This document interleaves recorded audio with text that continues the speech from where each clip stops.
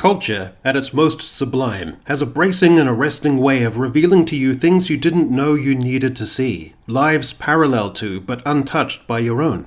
Without MILF Manor, I may never have been granted visceral insights into the pursuit of young men by hideous older women with artificially plump lips and drooping breasts, nor how Superman would be able to reconcile his awesome powers and responsibilities for justice with his emerging homosexual yearnings.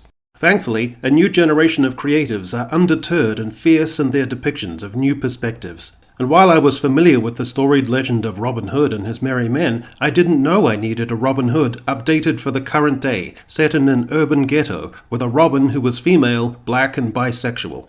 Robin Hood is described as a modernized reimagining of the English legend of Robin Hood, created by music video director and filmmaker Director X. Honestly, if you're making hard-hitting documentaries about urban blight and crack cocaine, then you can call yourself Director X. You're a dude making light entertainment for Canadian TV. Jesus.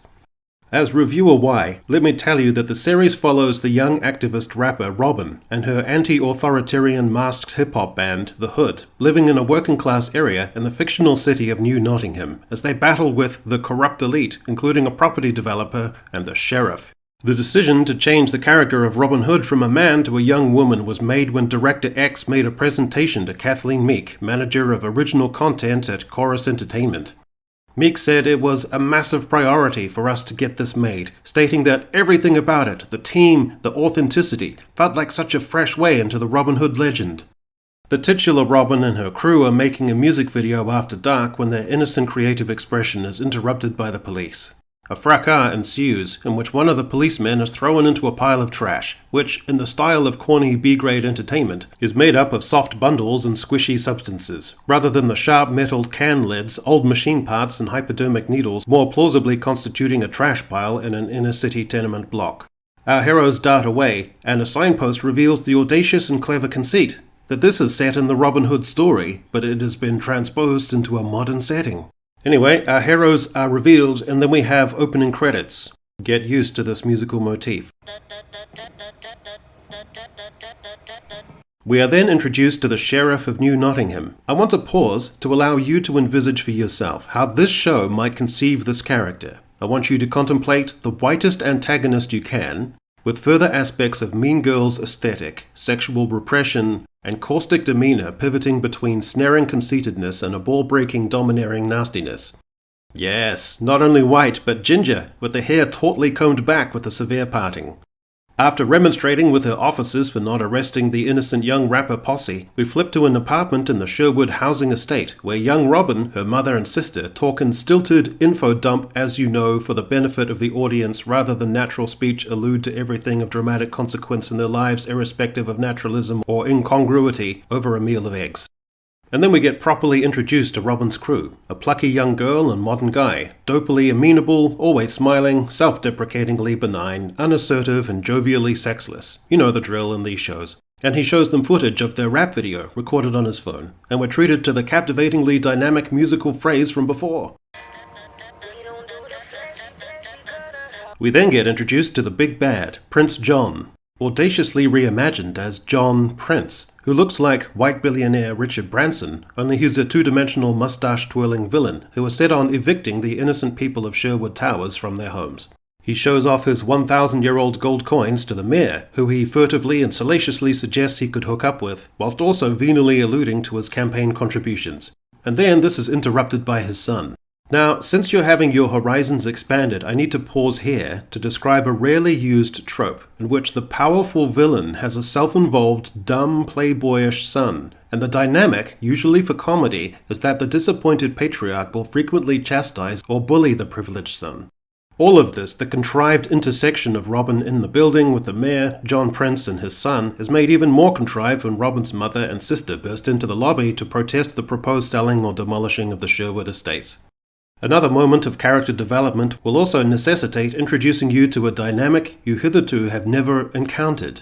The plucky teenage girl is also a blazing talent as a technology genius and is designing a jet-propelled backpack. Sure, you may have seen Wakanda Forever, which features a stunning and brave teenage girl technology genius, and you may have seen Ant-Man and the Wasp: Quantumania, which also features a stunning and brave teenage girl technology genius, But what you weren't anticipating was that in the space of a year, you would see a third stunning and brave teenage girl technology genius.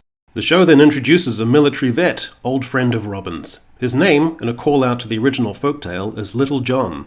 What then ensues, within a minute of them tenderly reconnecting, is a sparring session with sticks. Now, I know I'm hitting you with a succession of new high-end dramatic concepts, but I want you to consider what is called a callback. What that entails is something established early on in a show being revisited. That is, a setup getting what is known in script writing parlance as a payoff. Moments later in this community center, Robin's mum is shot and paralyzed for life by a cop. Now, ordinarily, such a moment of drama will be finely balanced to be as compelling as possible, with the assailant perhaps having at least understandable motivations, there being some ambiguity about escalation, camera angles that enhance those ambiguities, and a real-life messiness that draws the viewer in. Director X has decided to bravely subvert all those expectations and make the shooting flagrant and unambiguously unjust in front of dozens of people, because emotional button pushing is far more sophisticated than realism. Now, at risk of overloading you with visual concepts and cinematography, I want to introduce you to a concept of visual metaphor. This is when something on the screen bears a relation to the events, or strengthens your understanding of a character. In this case, Robin's mum we associate with things like saintliness, martyrdom, and the black experience. Now, just as before, I want you to envisage in your head a metaphorical image imbued into the scene with subtlety, discretion, tact, and delivered in an unobtrusive way that is in no way on the nose. Nailed it. Then we are treated to the acting chops of local lawyer lady, who attempts to convey that her professionalism is straining against feelings of remorse, uncertainty, and tension. See if you can pick up on the barely perceptible evocation of those things through her acting restraint. I'm sorry, a plea is the best option. The upshot of this is that Robin needs to find money to pay for her mother's court case. The gang then gets together and hatches a plan to steal the gold coins from John Prince's private penthouse office. This involves the help of an eccentric character who can alter drones. You know he is eccentric because he is accompanied by non-diegetic wild saxophone music like John Coltrane or Charlie Parker, and he talks like a silly mystic. Of the great collective. The all. What? The gang infiltrates the building at night, and by stunning coincidence, John Prince and the evil white bitch sheriff lady happen to be convening there too, and wait till they emerge from an elevator to divulge their evil machinations for the gang to overhear. Robin gets busted, and then a fight ensues. Now, hard-pressed as you may be, I want you to go back to that concept we discussed earlier. I introduced you to the notion of setup, in our case the impromptu sparring with sticks.